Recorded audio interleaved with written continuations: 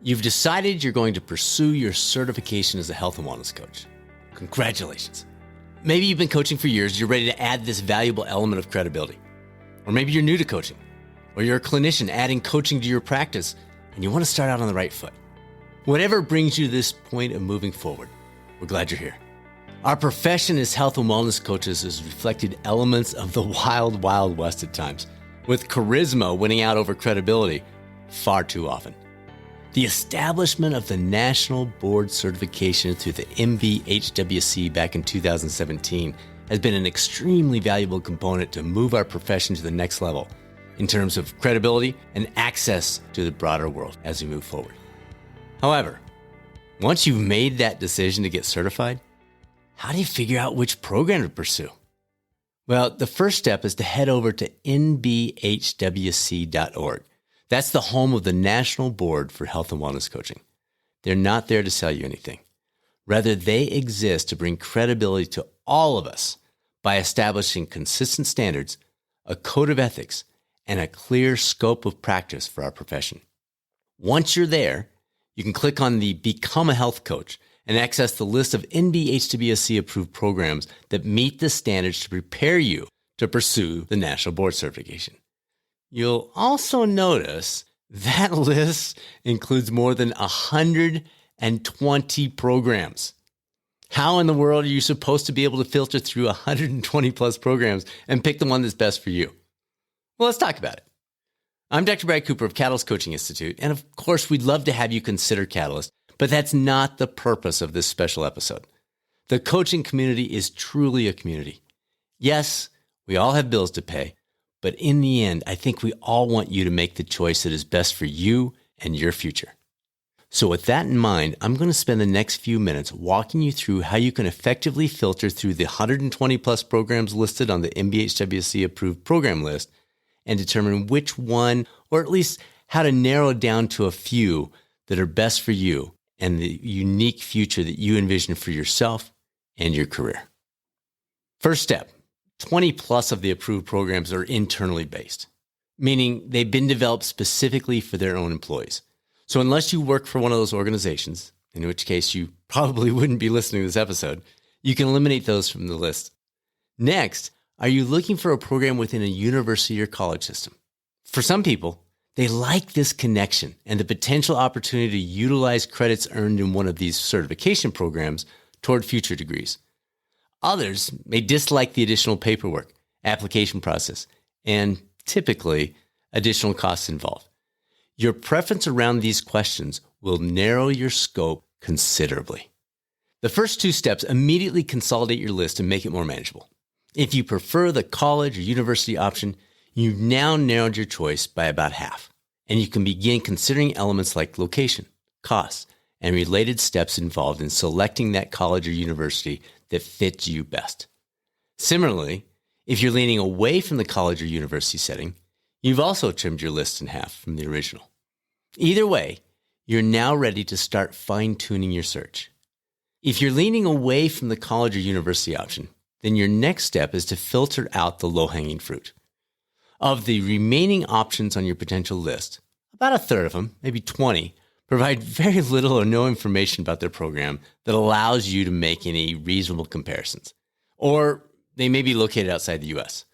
So if you remove those from your list, you now have about 3 dozen programs remaining. Next up, specialties. If you've decided you want to specialize in nutrition or women's health, then you have some clear options. If not, many of them do focus there, and so you've just narrowed your list to about 25 credible programs. Now, there's obviously a big difference between trying to filter through 120 plus programs and a couple dozen programs, but we're still a long way off from a final decision. So now what? Well, now it's you. We're all unique. That's what makes coaching so much fun. What's most important to you will be different from someone else. However, with that in mind, here are some of the key elements to consider once you get down to about 20 or so potential programs. Price, well, that's an obvious one.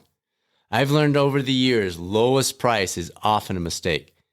Keep in mind that your coaching certification is something you'll be utilizing for years, perhaps even decades. A price difference of $1,200, for example, that feels like a lot at the onset. But over even just a 3-year period, it's $33 a month. Over 5 years, it's $20 a month. It's still real money, but keep that in mind as you're making your decision. Just like when buying a car, cheapest generally isn't the best move, and the same applies to your education. However, let's not become great rationalizers here. Also, make sure you don't use that as rationale to spend money on a higher priced program unless that higher priced program is clearly worth the extra money.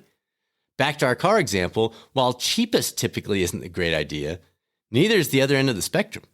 The key is to find the best overall value for you, your goals, and your career.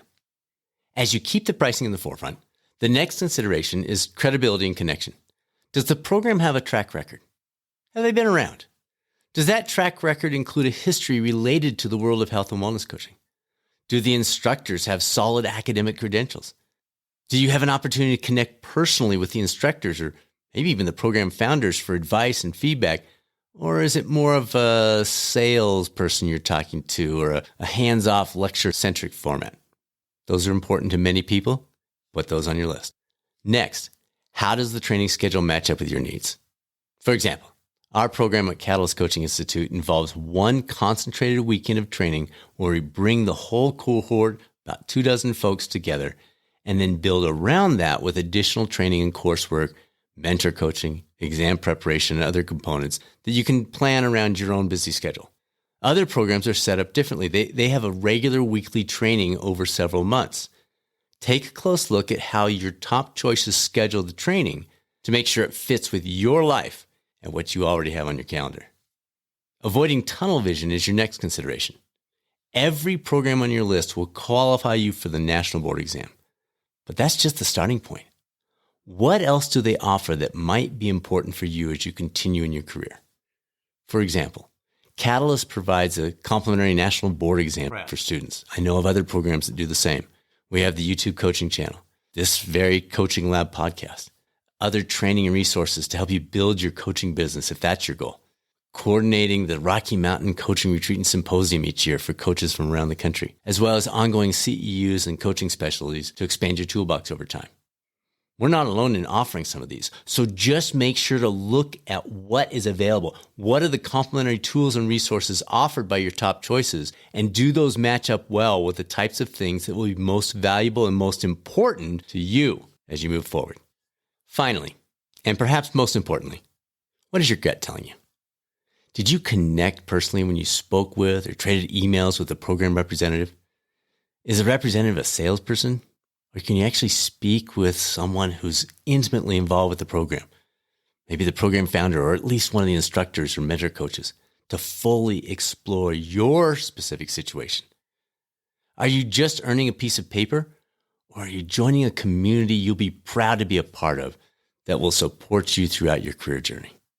Pricing, scheduling, support, complementary materials, those are all key elements. But once you've utilized those components to narrow your decision down to 2, 3, or maybe 4 organizations, then maybe it's time to listen to your heart. Make that the final tiebreaker. Thanks for joining us for this special episode of the Coaching Lab podcast.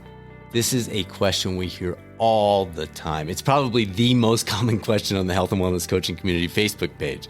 Hopefully there were a few nuggets in here that will be helpful as you move forward in your career.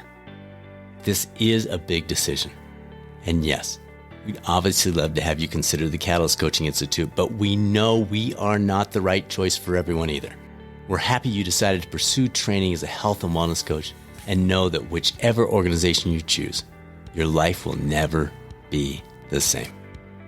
If you would like to look into Catalyst, you can find all the details at catalystcoachinginstitute.com, or we're here to connect anytime if we can give any assistance in your journey. Email is results@catalystcoachinginstitute.com, and we'll set up some time to get your specific questions answered. And now, it's time to be a catalyst. This is Catalyst Coaching's Dr. Brad Cooper. Make it a great rest of your week, and I'll speak with you soon on another episode of the Coaching Lab podcast, or maybe over on the YouTube coaching channel.